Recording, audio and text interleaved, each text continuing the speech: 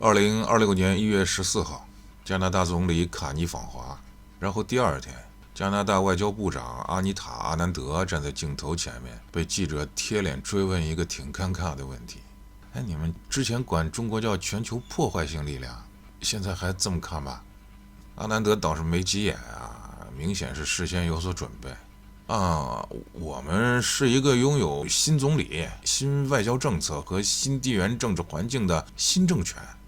不是，你話說的挺圓滑，可是立場沒了呀。這種回答是既沒有為過去負責，也沒有為現在背書啊。好像之前那句全球破壞性力量不是政府文件裡白紙黑字寫下来的，怎麼着哪個實習生隨手打的草稿？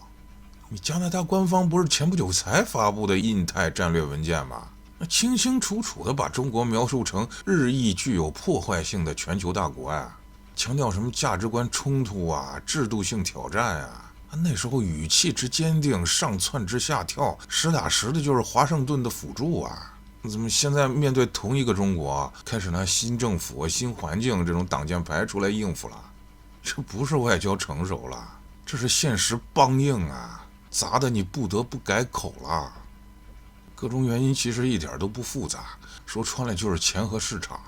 這個阿南德之後說的那句才是關鍵：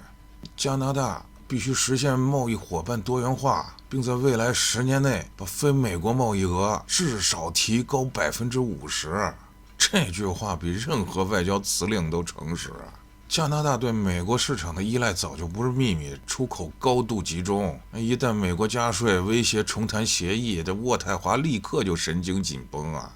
過去幾年，美加之間鋼鋁關稅、能源分歧、產業補貼摩擦，已經讓加拿大政府意識到一個殘酷事實了：把命運全壓在一個鄰居身上，那不叫盟友，那是給自個兒找個爹。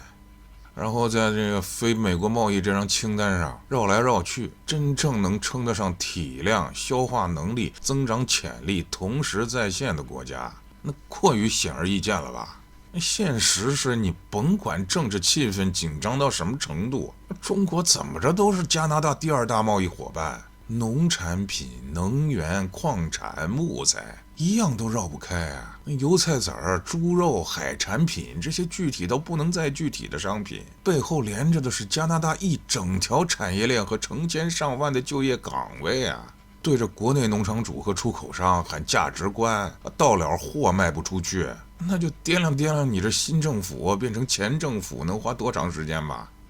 所以嘛，卡尼这不就来了吗？強調需要坐下來談，要解決具體貿易問題。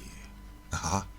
這話頭怎麼就從意識形態一下切換成新外交政策了？就舔着臉好像之前什麼都沒發生過，就賭我們把孟女士的事兒忘得一乾二淨了。意思是跟形勢逼人沒關係，你們這是戰略升級。知不知道我們覺得很可笑啊？你們加拿大可沒有推翻過去那套說辭啊，不道歉、不認錯、不解釋，光強調一句時代變了，這生意就打算照老樣子做下去，還琢磨着更多更好。你昨天還在說我們是威脅呢，今天又跑過來眉開眼笑談生意了。國際社會都盯着呢，中國人這麼好說話呀？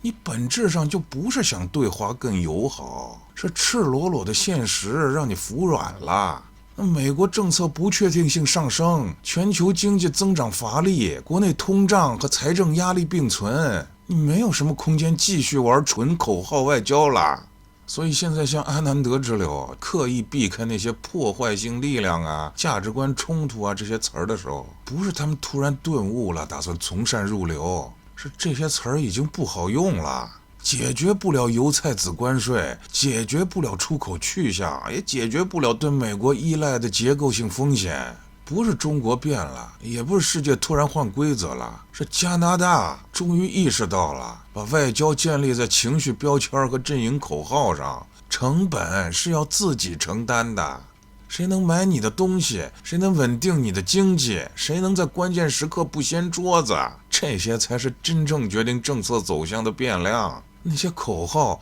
唯一的用處是他們政治語境裡的情緒表達，可眼巴前兒，這些恰恰是最不值錢的東西。